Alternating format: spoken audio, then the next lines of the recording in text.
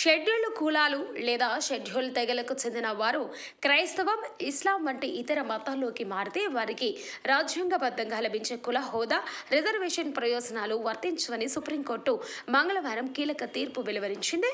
మత మార్పిడి తర్వాత కూడా పాత కుల హోదాను కొనసాగించడం రాజ్యాంగ విరుద్ధమని స్పష్టం చేసింది.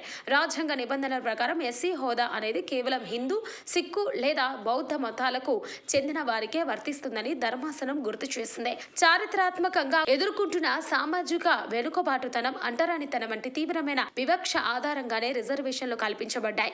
ఒక వ్యక్తి వేరే మతంలోకి మారినప్పుడు అతను ఆ మతంలోని సామాజిక నిర్మాణంలోకి వెళ్లతాడని, పాత కులంతో ముడిపడిన వివక్షను గురయ్యే అవకాశం ఉండదని కొందరు అభిప్రాయపడింది. ఈ తీర్పు నేపథ్యంలో ఇకపై మత మార్పిడి చేసుకున్న ఎస్సీ, ఎస్టీలు ప్రభుత్వ ఉద్యోగాలు, విద్యా సంస్థల్లో జనరల్ కేటగిరీ కిందనే పరిగణించబడతారు. వారికి ప్రత్యేక రిజర్వేషన్ ప్రయోజనాలు లభించవు.